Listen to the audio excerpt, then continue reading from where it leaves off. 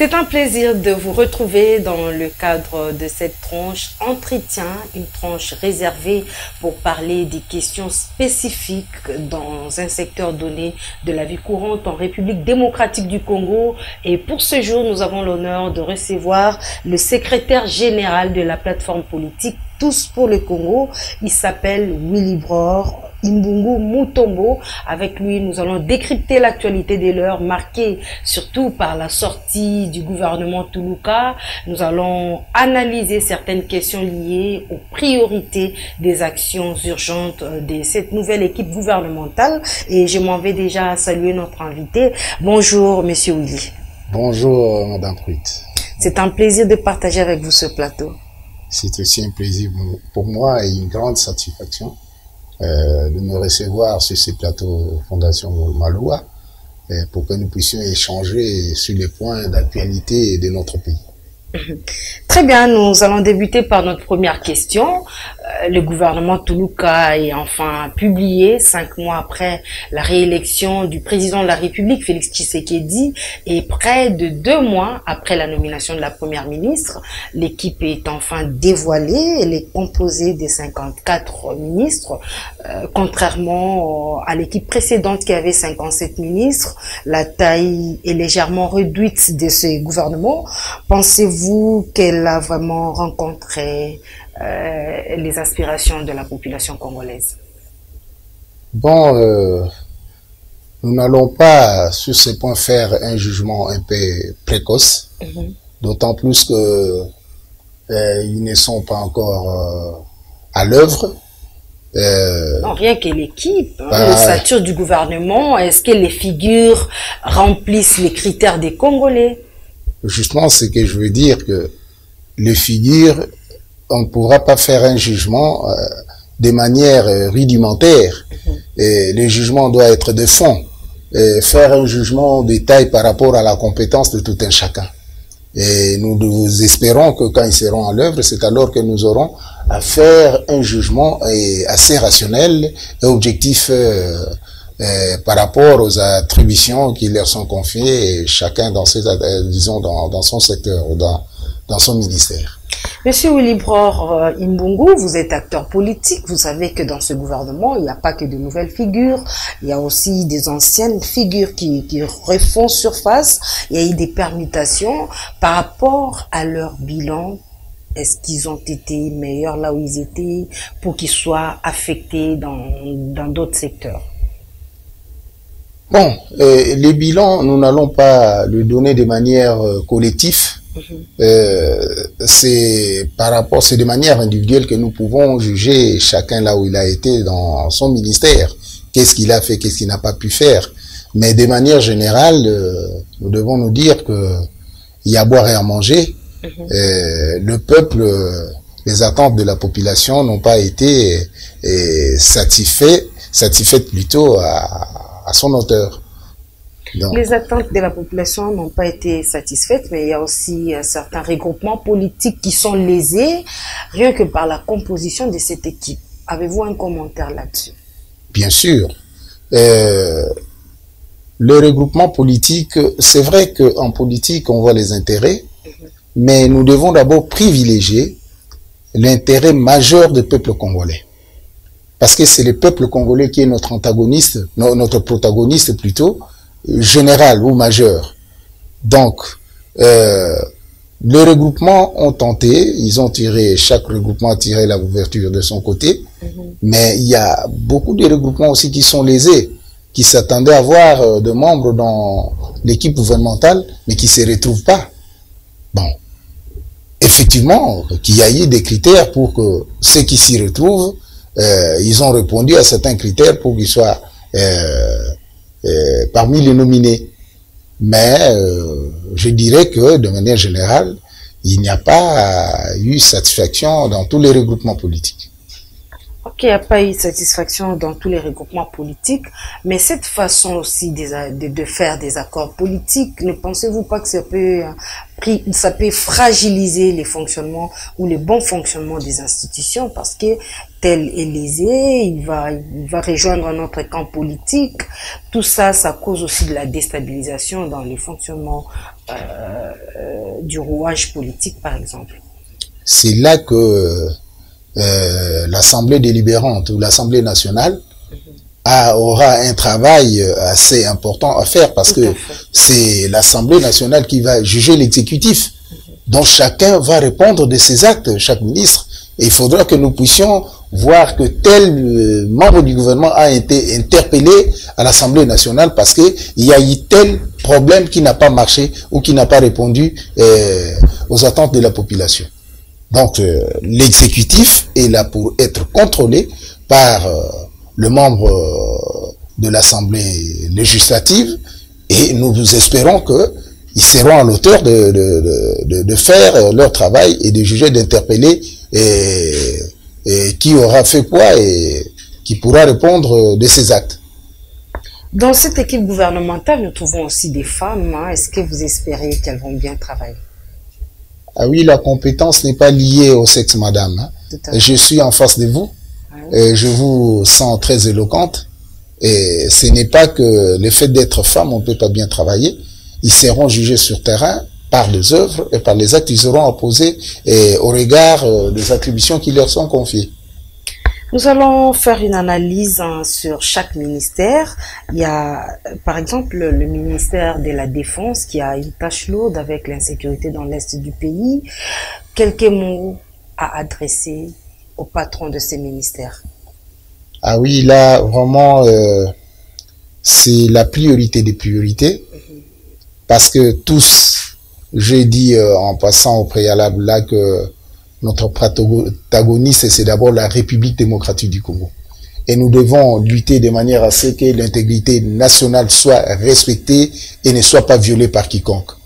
Alors, les ministres de la Défense a vraiment une grande tâche, une lourde tâche à accomplir. Donc, nous tenons à ce que l'insécurité puisse,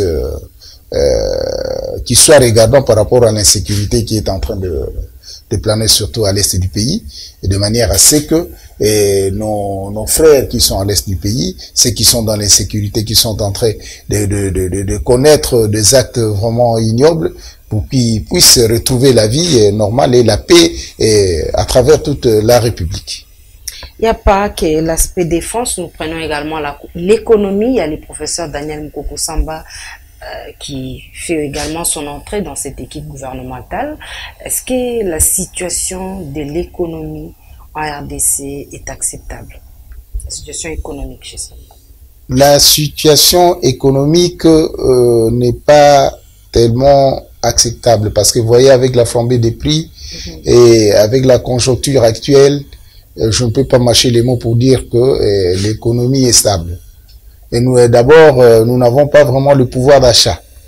Et donc, le professeur Mukoko, c'est pas un néophyte, c'est vraiment un routinier. Nous pensons et nous lui souhaitons bonne chance pour qu'il puisse relever la pente. Vraiment, il a un grand défi à relever. Il a un grand défi à relever. Il y a également le ministère des Ressources hydrauliques. L'eau et l'électricité posent problème, pas seulement à Kinshasa, mais jusque dans l'arrière-pays. Madame, j'étais en campagne électorale pour commencer par l'intérieur du pays. Oui. Je dois vous dire que la vie c'est pas seulement à Kinshasa. Et c'est un grand travail que le patron de ces ministères doit amorcer, tant au sein de la capitale qu'à l'intérieur du pays. Parce que vous imaginez que l'électricité d'abord pose problème ici à Kinshasa, et nous faisons de jours et de mois, de semaines sans électricité, comme si on s'est retrouvé je ne sais où alors qu'on est en pleine capitale. Donc c'est un morceau, c'est un défi encore à relever et de voir dans quelle mesure on pourra résoudre ces problèmes de manière à ce que nous soyons alimentés en courant, en énergie électrique et que nous puissions vivre dans des conditions décentes comme étant vraiment les habitants de la ville.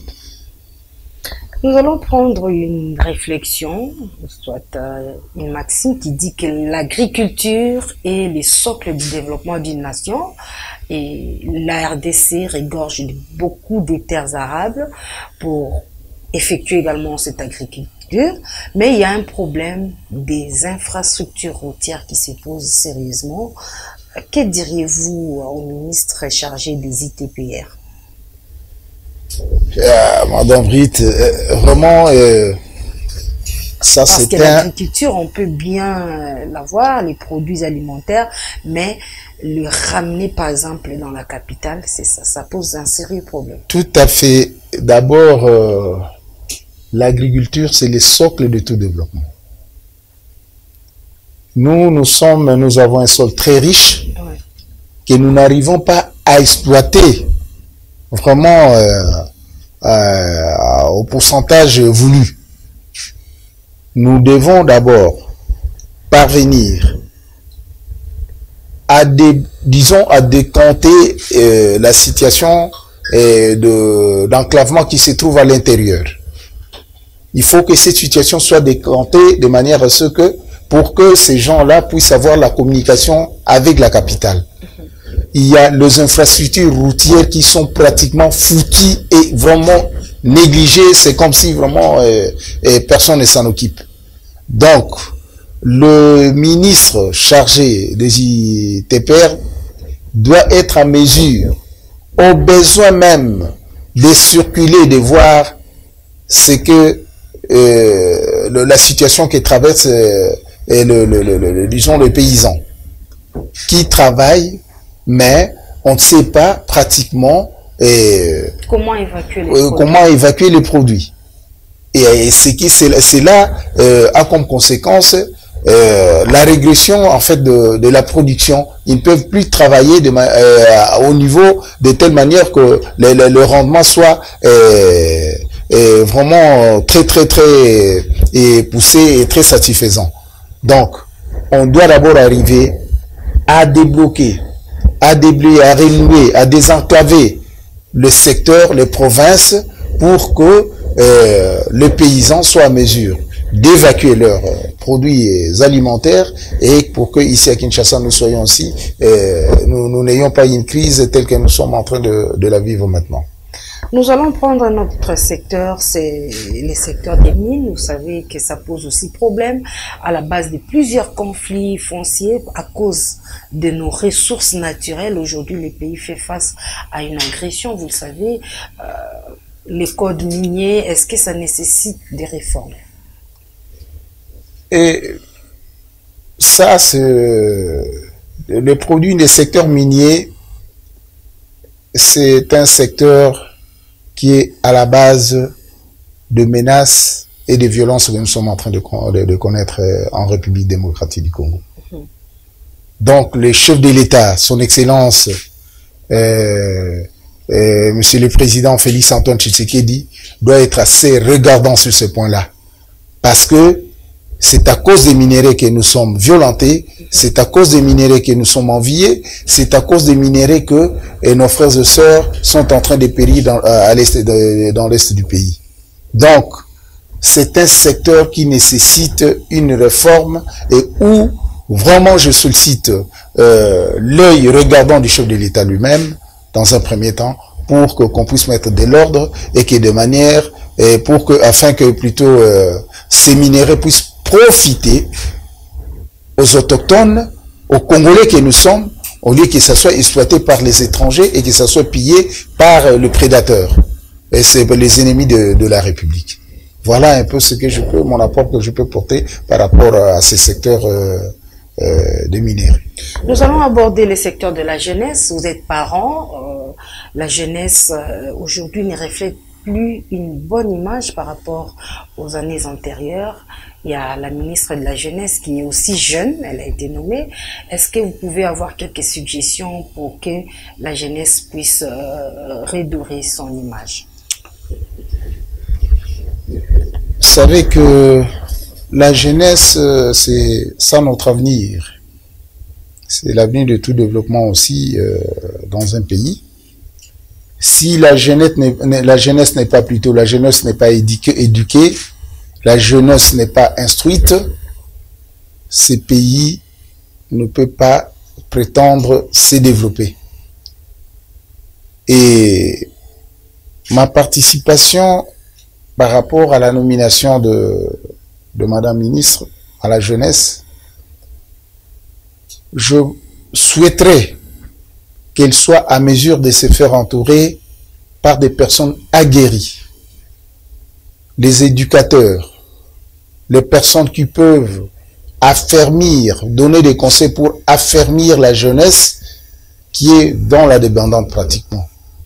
La jeunesse, maintenant, est pratiquement dans la délinquance juvénile. Donc, nous devons combattre cette délinquance-là pour qu'ils reviennent à la raison et qu'ils soient, au niveau des parents d'abord que nous sommes, nous puissions vraiment marteler sur eux pour qu'ils soient bien éduqués et qu'ils soient également instruits. Et d'ailleurs, le chef de l'État a déjà instauré la gratuité de l'enseignement. C'est un pas pour que cette jeunesse-là puisse être formée, instruite en complément de l'éducation acquise au niveau de la famille. Donc, si la jeunesse est éduquée, c'est alors que nous pouvons espérer que notre pays dans l'avenir sera bien dirigé, bien géré et que il y aura prospérité à la longue. J'aimerais vous poser cette question. Est-ce que vous ne voyez pas qu'il y a aussi une grande part de l'État pour la réintégration de la jeunesse? Nous avons par exemple l'effet d'accorder aux Indo-Pakistanais de produire certains liqueurs qui est aussi à la base. Il y a des liqueurs qui sont à la base de la dépravation des mœurs. Lorsque les jeunes consomment ces liqueurs-là, ils perdent contrôle, ils font du n'importe quoi. Est-ce qu'il faut aussi avoir un œil regardant de ce côté-là pour les ministres de l'Industrie? L'État a sa grande part de responsabilité sur cet aspect-là. Parce que je ne peux pas comprendre qu'il y a des organes bien indiqués pour contrôler et pour même arrêter cette hémorragie, mais au contraire, la police par exemple, vous les trouverez avec ce même genre, avec le jeune en train de prendre cet alcool-là qui est en train de nuire à la santé de nos enfants. L'État a la grande part des responsabilités. C'est à l'État de prendre des mesures adéquates pour mettre fin à ces genres de pratiques. L'alcool a toujours existé dans ce pays, hein, mais la prise maintenant, la façon dont les jeunes sont en train de s'enivrer, c'est ce qui pose problème. Et ils perdent les normes pour poser des actes juvéniles et puis un comportement indésirable, même auprès des parents. Et là, nous devons vraiment, l'État doit s'imposer pour que les gens reviennent à la raison. Très bien, nous poursuivons notre analyse sur les grands défis qu'attendent cette nouvelle équipe gouvernementale. Nous allons parler de l'urbanisme. Aujourd'hui, prenons le cas de la capitale Kinshasa, parce que la RDC est vaste, mais nous prenons le cas de Kinshasa. Lorsqu'il pleut, il n'y a même pas moyen de mettre ses pieds quelque part ou de rouler à l'aise avec votre voiture. Pourquoi c'est là? Pensez-vous que c'est une raison de mauvaise politique d'urbanisme? Il y a, depuis certaines années, depuis de longues dates, que les lotissements, disons le système de lotissement n'a plus été respecté. Dans tous les quartiers et dans toutes les communes, vous verrez qu'il y a des parcelles qui sont morcelées et les constructions sont anarchiques. Et les eaux de pluie, quand il y a une forte pluie, on ne sait pas les canaliser. Et cela pose problème. L'État a également la part des responsabilités. Et la population elle-même doit avoir une bonne éducation d'urbanisation ou d'urbanisme, hein, pour qu'on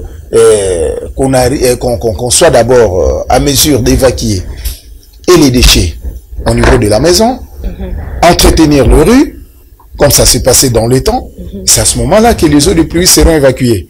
Mais tant que nous allons seulement chercher à morceler nos parcelles, à construire anarchiquement, et donc là, il y a des dégâts justement. Il y aura des dégâts qu'on ne saura pas vraiment arrêter, et les constructions se font même dans des ravins, même le terrain accidenté que les Belges appient, épinglés pour que ça ne soit pas habité. Maintenant, il y a des constructions anarchiques, il y a des constructions qui polluent dans ces terrains accidentés. Il y a des terrains érosifs, il y a des terrains où il y a marécageux même aussi, hein, mais les gens construisent. Et quel genre de construire? Sous l'œil impuissant de l'État. Donc l'État a la grande responsabilité dans tous ces aspects pour qu'il puisse s'imposer afin que la population soit rééduquée et qu'ils prennent les dispositions telles que en fait le règlement ou la réglementation l'exige. Très bien, nous allons poursuivre notre entretien, bien que nous tendons vers la fin. Est-ce que, en général, l'équipe gouvernementale a un grand défi, mais il y a aussi un problème des moyens qui posent problème ici en RDC. Il y a les moyens financiers, disons. Il n'y a pas un budget conséquent pour faire face à toutes les préoccupations que les pays attendent. Madame Ruth, les moyens dans ce pays, c'est un problème de volonté. Et si on s'engage à travailler, il y aura toujours des moyens. Et ça ne vient pas de moi. Nous nous sommes toujours dit que nous sommes dans un pays immensement riche, tout ce qu'on dit. Mais il ne faudra pas que ça se limite au verbe. Nous devons nous mettre au travail pour produire. Il faut qu'il y ait une production d'abord interne, une production locale. Et c'est alors que on pourra avoir des moyens et pour que notre économie aussi devienne stable. Donc c'est là dépend. Il y a des pays qui n'ont pas de richesses, qui ne produisent pas, qui n'ont pas plutôt assez de matières premières, mais qui sont développés. Et pourquoi pas nous? Cela dépend des animateurs dans cette équipe gouvernementale qui doivent venir non pour satisfaire leurs intérêts mesquins et égoïstes, mais plutôt pour se mettre au service de la population qui ont des ambitions généreuses pour ce pays. Donc, on doit se mettre au travail. Et je souhaiterais que cette équipe gouvernementale puisse répondre aux ambitions de la population qu'ils vont présenter à l'Assemblée nationale le jour imminent de l'investiture, bien sûr, et qu'ils reviennent aussi à l'accomplissement des attentes, disons, des actes de ce qu'attend la population, de ce qui puisse résolument résoudre les problèmes que la population est en train d'attendre d'eux. Très bien, monsieur Willibrord Imbungu Mutombo, nous sommes presque vers la fin de notre entretien. Quelques mots en guise de conclusion pour cette nouvelle équipe gouvernementale, Judith Soumino. D'abord, je dois réitérer mes félicitations dans un premier temps au chef de l'État, le président de la République, Félix Antoine Tshisekedi Tshilombo, qui ne ménage aucun effort pour que le pays puisse aller de l'avant. Et je félicite également Madame Judith, chef du gouvernement. Le gouvernement longtemps attendu est mis au grand jour. Et c'est comme une dame qui est grosse qu'on attend que les jours ont dépassé et que le jour de l'enfantement ou de l'accouchement plutôt. Ça fait plaisir à toute la famille. Et je suis ravi et très satisfait d'abord de ce gouvernement. Mais ils ont un grand défi à relever, chacun dans en ce qui les concerne, chaque ministre en ce qui les concerne, ils ont un grand défi à relever et pour que ces pays immensément riches puissent retrouver sa place et que vraiment qu'on puisse redorer l'image de la République démocratique du Congo, donc dans tous les domaines. Merci. Merci beaucoup, Monsieur Willibrord Imbungu Mutombo. Je rappelle que vous êtes secrétaire général de Tous pour le Congo, une plateforme politique œuvrant en République démocratique du Congo, bien sûr. C'était là l'entretien que nous avons eu avec cet acteur politique. Il a commenté les défis auxquels s'attendent l'équipe gouvernementale récemment nommée, et Monsieur Willibrord a peint un tableau, il a proposé quelques suggestions pouvant permettre aux ministres qui viennent de faire leur entrée dans cette équipe en vue de l'intérêt de la population. Mesdames et messieurs, c'est la fin de cet entretien. Merci de l'avoir suivi. Le rendez-vous est pris pour un prochain numéro. Merci, madame. Merci, madame Judith. Je vous remercie.